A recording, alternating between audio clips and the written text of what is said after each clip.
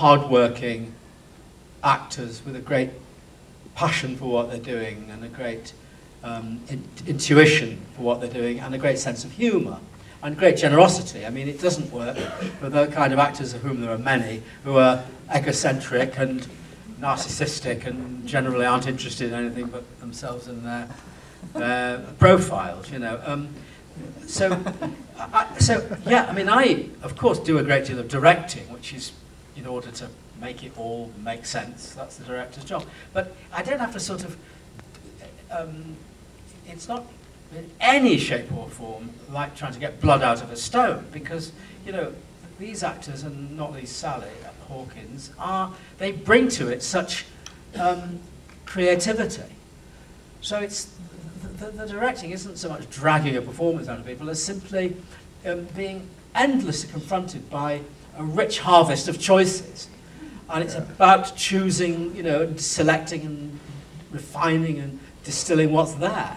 But I mean, you know, they're constantly giving you everything that you could want in abundance, because that's what these kind of creative people who are really talented do. Does that answer your question? Thank you. Yeah.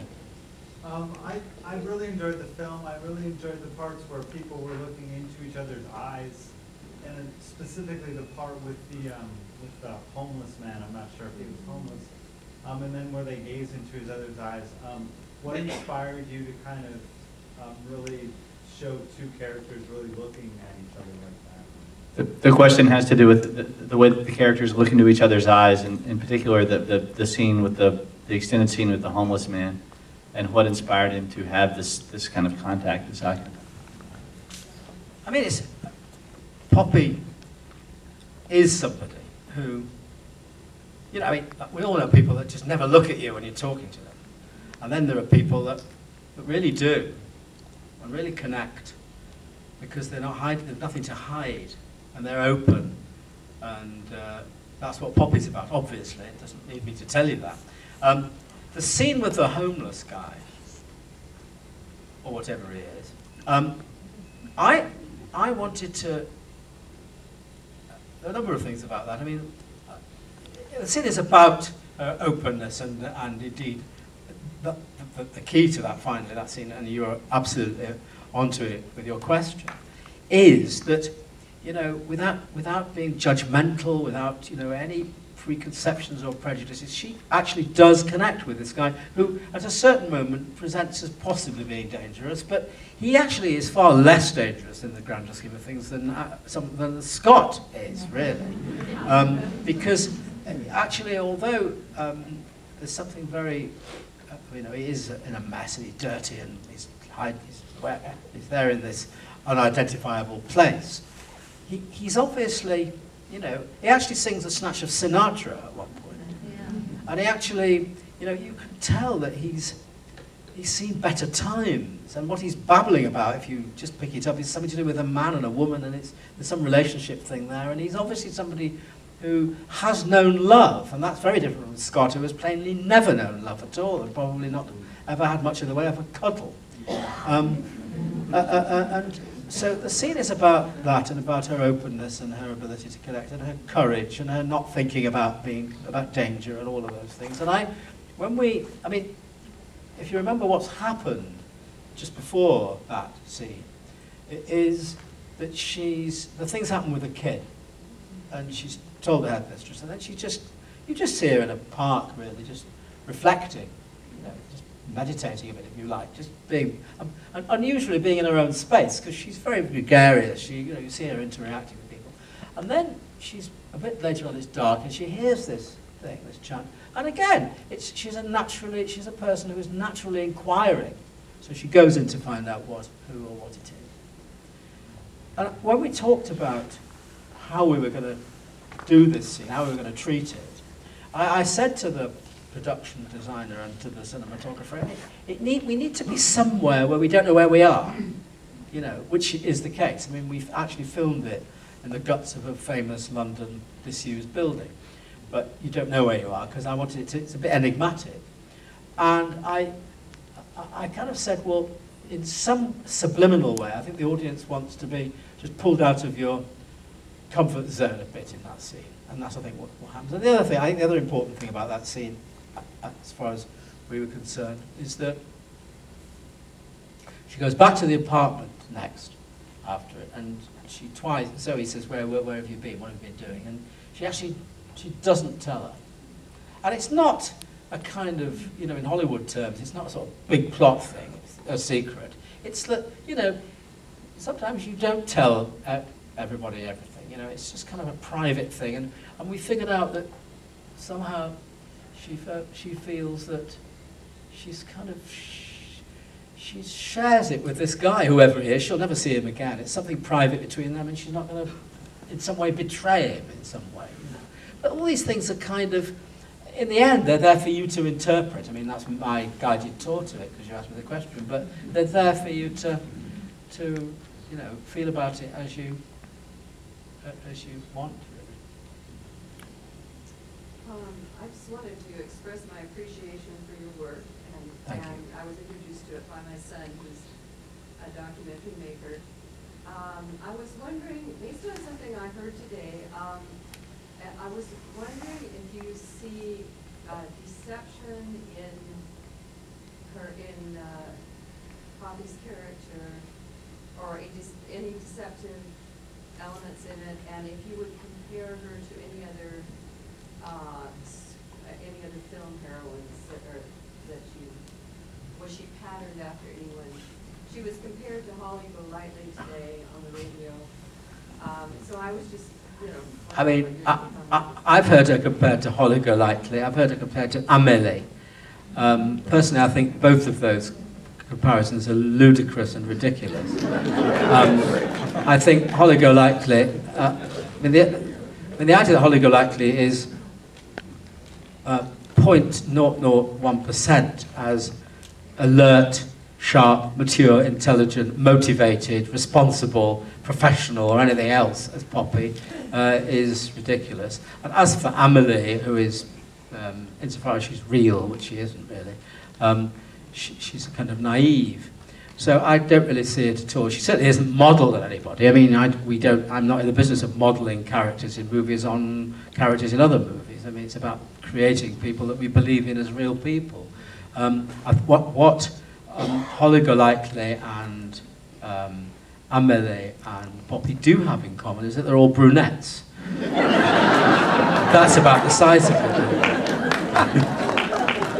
I think you asked me something else, I can't remember. If you saw an element, a strand of deception. What do you mean? You mean self-deception? Deception, what do you mean? Do you mean deceiving herself, or? I think that Scott, who was obviously unschooled in many ways, felt deceived, and I just wondered if you saw... No, I think, I mean, again, it's not really for me to say, because it's there for you to see it how you want, but if you're asking me, you know, what we created, what we believe in, we who made the film, I mean, you know, there's no deception in her. It's all in his head. He says, you lied to me. She didn't lie to him. It's all in his head. He's obviously, and you know this because you've picked up the clues previously, he's obviously built up his own fantasy about her. He's obviously taken with her. He's obviously fallen in love with her in some way. And that, you know, she hasn't lied to him at all. And she certainly hasn't deceived him or been done anything. I mean, it's all in his head. He says, you know... I'm thinking innocent deception. Well, you know, you could decide that that's what's happened. But, you know, that is, again, to do with what he's doing. But fair enough, if that's what you want to do. First, I want to say that I thought the film was absolutely brilliant. The second thing that I liked about it is they were mentioning before about the homeless man. There were parts in it where you would see that he was in another world. But then, as the movie progressed, there's a part where he starts talking normally. And a lot of films that you see just the one side of somebody who's either insane or doesn't know where they're at or that type of thing. And with your characters, there were times in which you would see them in different lights, which I really, really enjoyed. Because a lot of things nowadays are more commercialized, and your characters are down to earth, they're believable. They have more than one facet to the personalities, and I just think it's brilliant. No, that's very nice of you to say that. Do you want to repeat? Do you guys, what he's saying is that, in particular with the scene with the homeless man, but in other parts of the film as well, you don't just see one aspect like you do in so many films. You see several aspects of a character, in which... I mean, thank you for saying that. I appreciate it. What I try and do, and what I think it's about, is, I mean, as somebody else said, I mean, it isn't an action movie in the Hollywood sense, but so the substance of the actual story, of the narrative, is how, it's not so much what people do, but although that's obviously part of it as well, but how we are, how people are. And, you know, getting to know, what you're talking about is something that's very central to what I try and do, which is, you know, getting to know the character, getting to know Poppy, is getting to know it like you get to know people in real life. You know, you first of all meet somebody, and all you've got to go on is surface appearance, allied to your own preconceptions based on, you know, such points of reference as you've got from your own experience of life and people. And then gradually, as you get to know someone, they become, you know, they become more and more layered, or more and more three-dimensional, and they grow and it changes, and you start to understand them, and that's what we're trying to do here. And I appreciate you saying that about the homeless guy, because it's true. I mean, he does actually become more coherent, and that's because he's connecting with her, and she's giving him that, and she's taking from him, and he is feeling secure and connected, and something is happening between them, and he becomes less incoherent, certainly. And you access him and get to know him in a way, a bit. If I can just insert my own thing, I think one of the things that's so successful about your characters, because of all the work that you do beforehand, is it's almost like we're catching them in the middle of our relationship with them. We're comfortable with them and familiar with them almost from the start. Yes, well, that may be true, but it's also, but however, I mean, even your relationship with Poppy, I mean, I know that a lot of people at the beginning of the film, when they see her, do wonder whether they're going to be able to put up with her for 2 hours, and you can be forgiven for that, because at first you think maybe this woman is going to be too much, you know, she's too bloody chirpy, you know, too cheerful. But then, you know, simply give it time and you start to understand what she's about, really, and you know, it grows. So I think I do treat you to the beginning of the journey as well as dropping you in the middle of it. Sure, but there is a comfort level, I think, because it's so genuine. Well, thank you. We're not. Way back up. You just look behind yourself. Yes. Well, I noticed you had a lot of details in the movie that really kind of gave clues to the characters, like the keychains on Poppy's bag, and you know the chicken cutlets joke and stuff like that. Well, the high heels were such a key part of her character, and I have to know. So Sally Hawkins gets tired of wearing those hour after hour on the set. I know it's kind of a silly question, but it was such an important part of the character. Sometimes, at the end of a long filming day, she did, yeah, but, you know, she wears high heels. She's done it before, you know. I don't think I can talk about this in much profundity, but yes, she did sometimes. She could, actually, she drives in high heels, actually. I should say that we talked about this briefly before. In Toronto, she was there briefly, but she has broken her collarbone and had a very painful injury, but she made a brief appearance and, you know, was introduced, and she had this sling on, but she had these huge heels as well. Yeah, we tried to talk her out of it, but she likes to look good when she's at the Toronto Film Festival. She did, but it was scary. A girl can't be blamed for these things. There's a man with his hand up. I had a question. There's another man with his hand up.